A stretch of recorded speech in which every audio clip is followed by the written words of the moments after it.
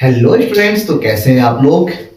Lecture number 11 में आज मैं बता रहा हूँ चैप्टर 2 का एक अनदर टॉपिक। और इस टॉपिक का नाम क्या है? तटस्थ वक्र। इसके बारे में आपने अपने पेपर में देखा ही होगा, क्वेश्चंस रिपीट होता रहता है, ठीक है ना। बात ये है, तटस्थ वक्र को हम दो अलग अलग नामों से और जानते हैं। तटस्थ वक्र को अनादिमान वक्र या फिर उदासीनता वक्र के नाम से भी जानते हैं, जिसको इंग्लिश में बोला जाता है इनडिफरेंस कर्व। तो आज हमें ये पढ़ना है कि एक्चुअल में ये इनडिफरेंस कर्व होता क्या है, इसकी मीनिंग क्या है, इसका डायग्राम क्या बनता है, और दूसरी बात है इसकी विशेषताएं क्या क्या होती है। ठीक है, चलिए शुरू करते हैं। देखिए, जो उदासीनता वक्र विश्लेषण है, एक्चुअली में ये विश्लेषण को जो करने वाले थे, इसको देने वाले थे प्रोफेसर एलन एंड हिस्के, एलन एवं हिस्के, ठीक है ना। प्रोफेसर एलन हिस्के का ये कहना था कि कभी भी जो उपयोगिता को हम क्या नहीं कर सकते, माप नहीं कर सकते, हम इसको मेजर नहीं कर सकते। हाँ, उपयोगिता को एक क्रम के थ्रू जरूर दर्शाया जाता है, इसलिए उनका जो विश्लेषण था उसको क्रमवाचक विश्लेषण के नाम से जाना जाता है, ठीक है। और उसी क्रमवाचक विश्लेषण के अंतर्गत उन्होंने उदासीनता वक्र के बारे में बताया, उदासीनता वक्र विश्लेषण को प्रतिपादित किया और उन्हें बताया कि एक्चुअली में होता क्या है, कि उपभोक्ता सोचता कैसे है। उस उपभोक्ता को कल एक नंबर दे देंगे, ऐसा नहीं होता है। उपभोक्ता क्रम प्रदान करता है कि मुझसे इस चीज का उपयोग करना मेरे लिए बेटर होगा या दूसरे का बेटर, ये सोचता है। ये क्योंकि हम मेजर ही नहीं कर सकते कि किसी वस्तु के उपभोग करने से कितनी यूटिलिटी मिली, नंबर नहीं दे सकता। तो इस चीज को, इस कॉन्सेप्ट को उन्होंने गलत बताया और एक अपना कॉन्सेप्ट दिया उदासीनता वक्र का। अब उदासीनता वक्र क्या होता है? जब एक उपभोक्ता आपके पास जो साधन होते हैं उस साधनों को इस प्रकार से व्यवस्थित करता है कि अगर दो वस्तु का उपभोग करना चाहे तो उसके ऐसे संयोग बनता है कि किसी भी संयोग पर वो अपना उत्पादन कार्य या उपभोग का कार्य कर सकता है, ठीक ना। और किसी विशेष संयोग को, क्योंकि सारे संयोग उसके लिए नहीं। अब बात ये होती है कि उसकी आवश्यकता क्या है, वो अपने आवश्यकता के अनुसार किसी भी संयोग को चुन सकता है, ठीक है ना। अब बात ये होती है, इस चीज को एक्सप्लेन किया प्रोफेसर वाटसन साहब ने। प्रोफेसर वाटसन साहब ने उन्होंने कहा कि उदासीनता एक्चुअली में है क्या। उदासीनता वक्र विश्लेषण के अंतर्गत दो चीजें होती हैं, एक होता है उदासीनता मानचित्र और एक है उदासीनता वक्र। जब किसी एक ही वक्र को शो किया जाता है वो उदासीनता वक्र बन जाता है, लेकिन एक साथ जब एक ही उपभोक्ता के कई सारे वक्र को एक ही जगह शो किया जाता है उसे उदासीनता मानचित्र कहते हैं। उदासीनता मानचित्र या उदासीनता वक्र बनाने से पहले जरूरत होती है विभिन्न संयोगों को एक तालिका के रूप में रिप्रेजेंट करना, जिसको हम उदासीनता सूची कहते हैं। अब इसी चीज को वाटसन ने एक्सप्लेन किया।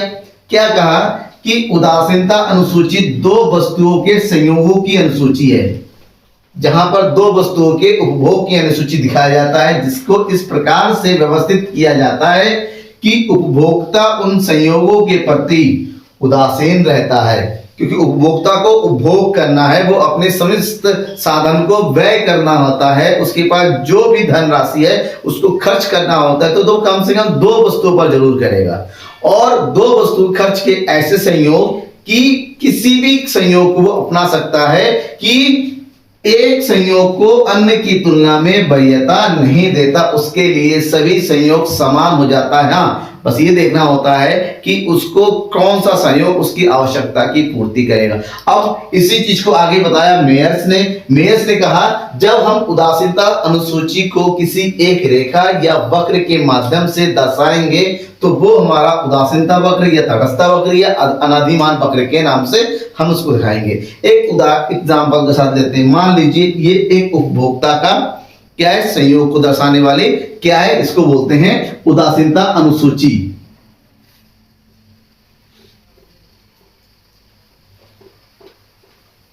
उदासीनता अनुसूची, अनुसूची मतलब तालिका, जहां पर हम अलग अलग संयोगों की मात्रा को ये है संयोग, पहला संयोग है वस्तु एक की उपभोग करेंगे और यहाँ पर वस्तु y का है 20 यूनिट का उपयोग, क्योंकि हम एक साथ दोनों वस्तुओं को बढ़ा नहीं सकते, ठीक है ना। तो यहाँ पर अगर हमें वस्तु x की मात्रा को बढ़ाना है तो जाहिर सी बात है वस्तु y की मात्रा में क्या करनी पड़ेगी, कमी करनी पड़ेगी, कि एक वस्तु की मात्रा। अब जाहिर सी बात है एक y वस्तु में जो कमी हो रही है वही मात्रा x वस्तु में क्या हुई, वृद्धि हो रही है। इससे क्या होता है, दोनों के बीच में समस्त साधनों के द्वारा उपयोग करने के अलग अलग संयोग हमारे बन जा रहे हैं। संयोग A में वस्तु x का 1, वस्तु y का 20, संयोग B में वस्तु x का 2, वस्तु y का 15। धीरे धीरे हमारे कई सारे संयोग बनते चले जाते हैं, ठीक है ना। तो ये होता है उदासीनता अनुसूची। जहां पर उपभोक्ता के विभिन्न संयोगों को दर्शाया जाता है। अब उपभोक्ता इन सभी A B C D E F किसी को भी चुन सकता है। जरूरत है उसकी आवश्यकता क्या है, क्योंकि उसके लिए ये सारे संयोग एक समान है, कोई भी संयोग एक दूसरे के ऊपर ज्यादा महत्वपूर्ण नहीं है। जब वो सभी संयोग के प्रति उदासीन रहता है, मतलब किसी एक को विशेष महत्व नहीं देता है। तो ऐसे में अब जब इसको वक्र के माध्यम से शो करेंगे, वस्तु x का 1 वस्तु y का 20, यानी कि वस्तु y का 20 हो गया, यहां पर वस्तु एक का x ई वाला पॉइंट हो गया। आपको ग्राफ बनाना आना चाहिए। ग्राफ बनाने के लिए सिंपल सी बात है, पॉइंट टू पॉइंट खाली मैच करना होता है। देखिए वस्तु y का 20 यूनिट और वस्तु x का 1 यूनिट, हमने दोनों पॉइंट को आपस में मैच कर दिया। इसी तरह आगे करते चलेंगे। वस्तु y का 15 यूनिट, 15 नहीं कि 16 से थोड़ा सा नीचे, और इसका 2 यूनिट। फिर वस्तु y का 11 यूनिट, फिर वस्तु y का 8 यूनिट और इसका 4, फिर इसका 5 और इसका भी क्या हो जाएगा, इसका 5 और इसका हो जाएगा 6, सॉरी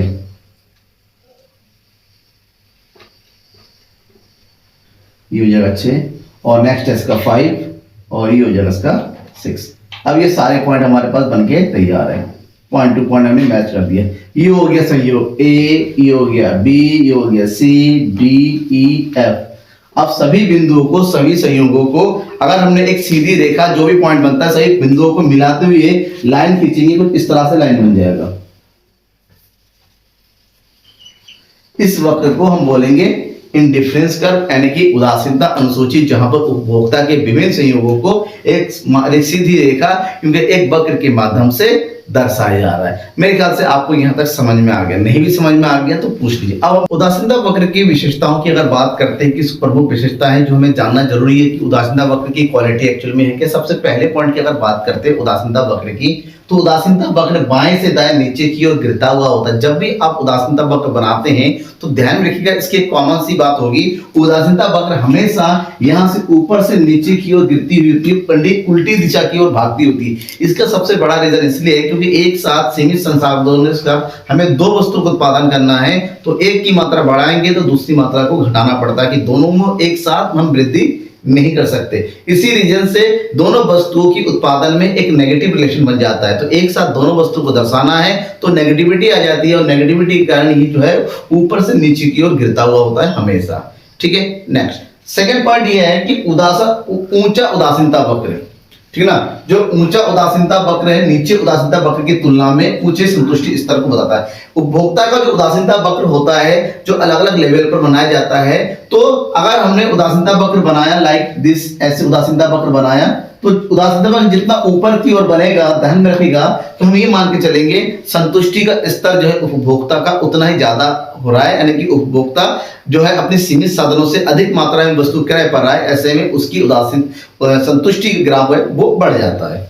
ठीक है, नेक्स्ट है एक ही उपभोक्ता के दो उदासीनता वक्र कभी भी एक दूसरे को नहीं काटते, भले वो समानांतर ना हो, लेकिन ध्यान रखिएगा एक ही उपभोक्ता का जितने भी उदासीनता वक्र आप बनाएंगे वो कभी भी एक दूसरे को जो क्या नहीं करेगा, इंटरसेक्ट नहीं करेगा। ठीक है ना, जैसे कि मैंने बताया इसको आगे बढ़ाएंगे पीछे बढ़ाएंगे ये ऊपर नीचे हो जाएगा, लेकिन एक दूसरे को नहीं काटेगा, इतना ध्यान में रखना है। और पॉइंट नंबर 4 इंपॉर्टेंट है, उदासीनता वक्र कभी भी किसी भी अक्ष को स्पर्श नहीं करता है। इसका सबसे मेन रीजन है कि दोनों वस्तुओं की जो उत्पादन की क्रिया में किसी वस्तु की मात्रा कभी भी शून्य नहीं होती है। जब किसी भी मात्रा का उपभोग शून्य नहीं होता है तो ऐसी दशा में किसी भी बिंदु को x और y अक्ष को छूने की सवाल पैदा नहीं होता। जैसे कि मैंने देखिए टेबल में वस्तु x और y का उपभोग कभी भी जीरो नहीं हो रहा है, तो उपभोग करना ही करना है, क्योंकि इसकी एक बहुत इंपॉर्टेंट ये है कि वस्तु का उपभोग होना है। दोनों वस्तु हो सकता है किसी की कम हो किसी की ज्यादा हो, लेकिन किसी की शून्य नहीं हो। जब किसी के शून्य या जीरो नहीं होगा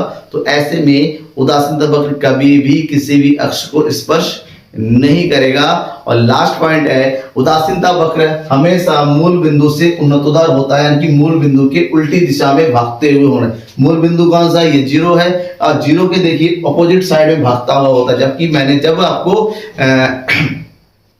उत्पादन संभावना वक्र बताया था तब बताया था उसको नतोदर होता है कि मूल बिंदु का झुका हुआ रहता है। इसका मेन रीजन यही है कि यहाँ पर वस्तु का उत्पादन कभी भी वस्तु का उपभोग कभी भी जीरो पर नहीं होता है। इसी रीजन से ये हमेशा ऊपर कभी भी छुएगा नहीं, यानी कि ये बढ़ता हुआ जब बनाया कुछ इस तरह से भी बन सकता है, लेकिन ये ना ही छुएगा ना ही मूल बिंदु की ओर झुका हुआ होगा। इतना ध्यान रखिएगा। ये है आपका क्या चीज, उदासीनता वक्र। अब जब एक ही वक्र में एक साथ कई सारे उदासीनता वक्र को शो किया जाता है, जैसे यहाँ पर उदासीनता वक्र नंबर 1, उदासीनता वक्र नंबर 2, उदासीनता वक्र नंबर 3, उदासीनता वक्र नंबर 4, एक ही उपभोक्ता के कई सारे जो है वक्र को एक साथ शो किया जा रहा है, तो इसे हम जो है उदासीनता मानचित्र के नाम से जानते हैं। कभी कभी पूछा जाता है उदासीनता मानचित्र में उदासीनता वक्र में क्या अंतर है।